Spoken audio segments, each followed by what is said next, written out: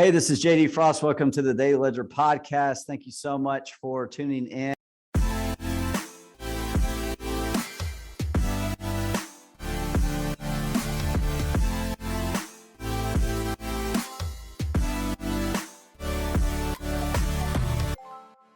Build courage, create wealth, change the way you think.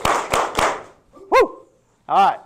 So if you don't know me very well, those who do know me know that I'm a little bit of a movie watcher. I like movies, but I only watch the same movies over and over again. So if I get on a movie, I'm going to watch it a long period of time over and over and over again.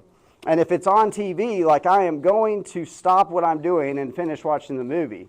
One of those movies is a football-related movie that I wanted to tell you a little bit about. Who has seen Remember the Titans?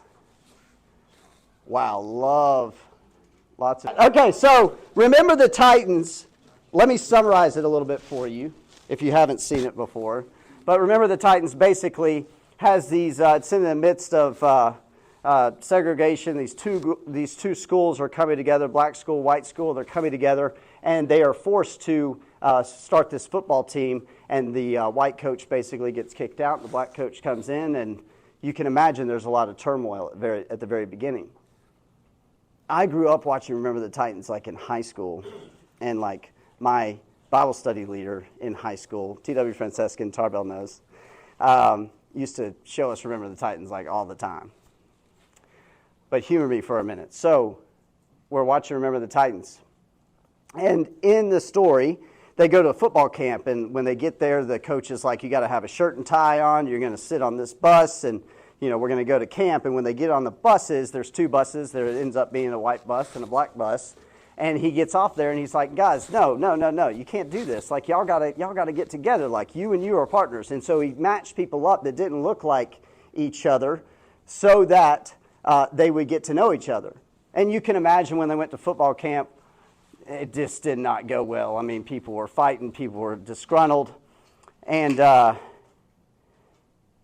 as they are fighting amongst each other, there's this one scene between Julius and Gary Bertier.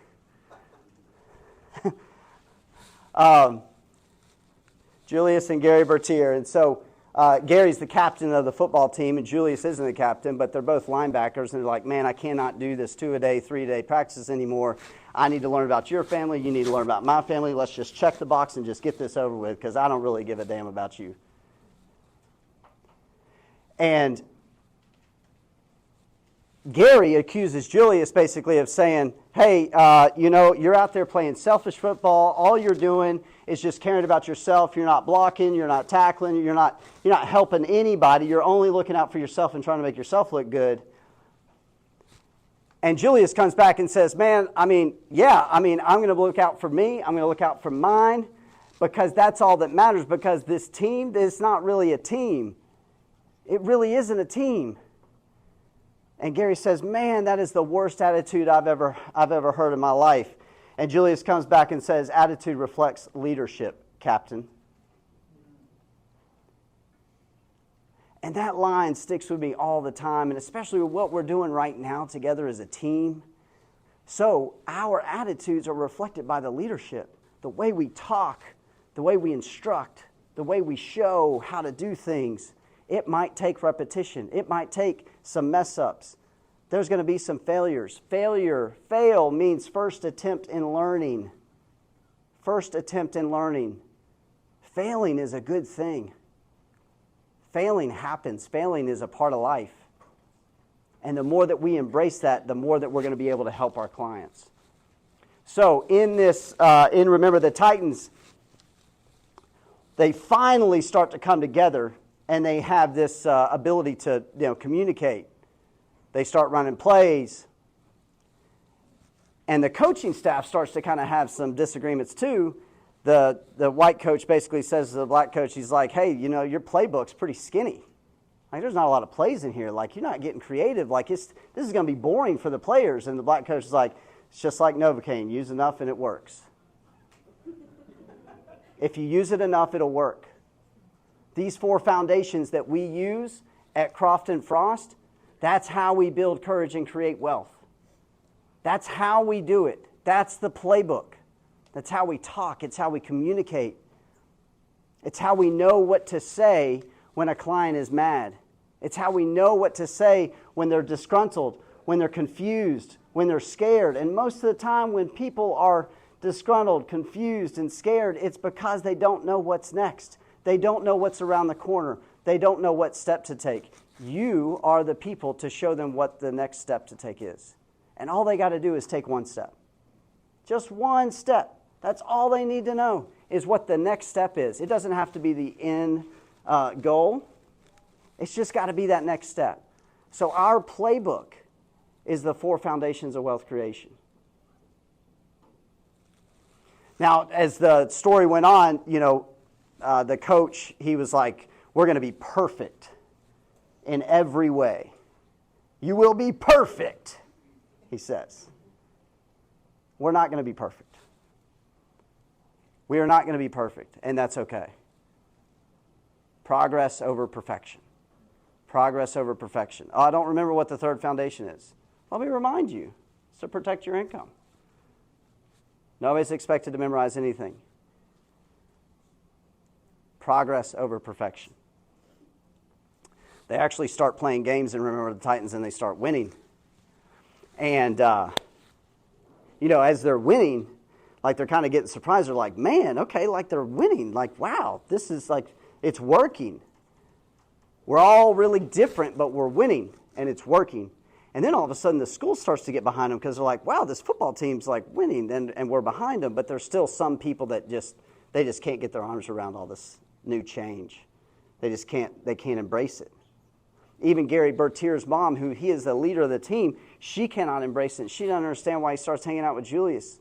Why are they hanging out together? That's progress. They started to make progress, and people started to notice. People are watching what we're doing. They are watching what we're doing every single day, and there are people out there that want to prevent what we are doing. I don't want to scare you in any way, but when people see you succeeding, they don't like it because they're not a part of it. And that's okay. But for us to understand, there's going to be some people out there that are going to say, they're doing something weird. They're doing something shady. They're doing something that's never been done before. You are right. We are. Andre said this is nothing like any other accounting firm he's ever been a part of. And we're more than an accounting firm, but that's just his past experience. This is what I've dreamed of for a long time, and what Paul dreamed of for a long time, what we're doing right here, right now. It is awesome. So as they started winning games, they were celebrating at this pep rally, and remember the Titans, and Gary Bertier's driving off in his car, and he gets T-boned by somebody. Gets in a car wreck, and it's before the very end of the season, and I think he's paralyzed basically from the waist down. And Julius comes in and is like, he called him Superman. He was like, dude, this is terrible. His friend, he became his friend now, was hurt. And Gary couldn't go out there and play football anymore. And so Julius had to say, dude, when we get past this, when we're old and fat, and we're remembering these times together, there's not going to be any of this white-black shit. There's not going to be any of this. There's something bigger than this football game. There's something bigger than this football team. There's something bigger out there that we are a part of. And that's what he was talking about there. And that's what we're a part of. This thing is bigger than taxes and financial services and identity mapping. This thing is bigger than that. And it's bigger than that in your life too. The people that you are impacting on a daily basis, the people that you are communicating with, those are the relationships that are being impacted by what we are doing here together. And it's how you talk. how you communicate, how you think. It's changing people's lives, and people will start to notice it. It happened to me, and it will definitely happen to you. More than what you have ever imagined, it will. And the impact that we are going to have on all those clients that we're talking about adding in here, and think about the impact that that will have on them and their families. And them and their families.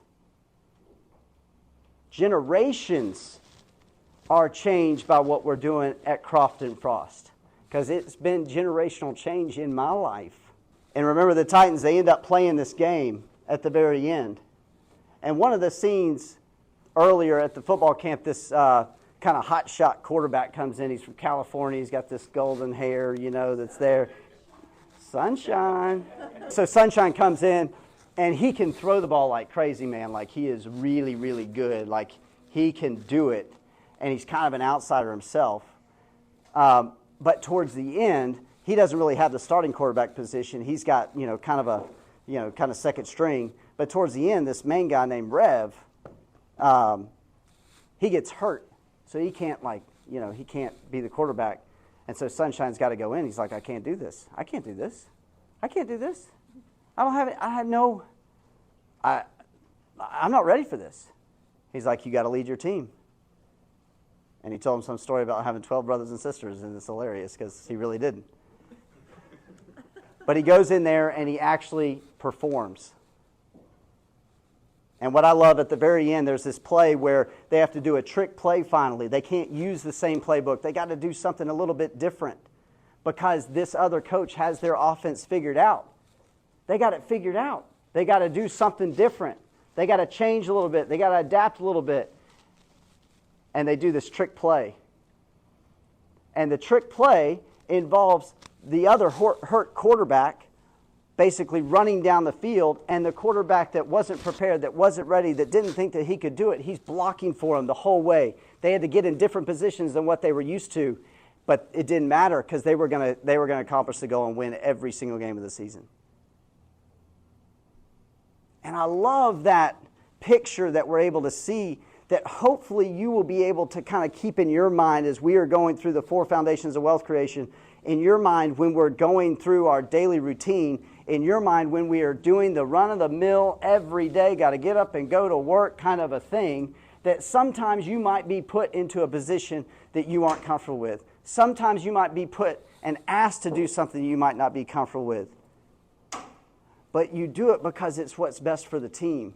We want you to know the playbook no matter what position that you're in, because all of us have jobs and responsibilities, but ultimately it's to win the game. And what is winning the game for a client? It is helping them.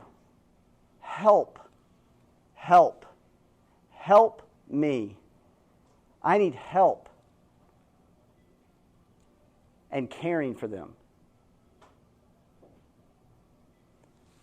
There is a difference in telling somebody what to do and helping them do something. There's a difference in giving somebody a hand and caring for them. And that's what we want to be gravitating towards.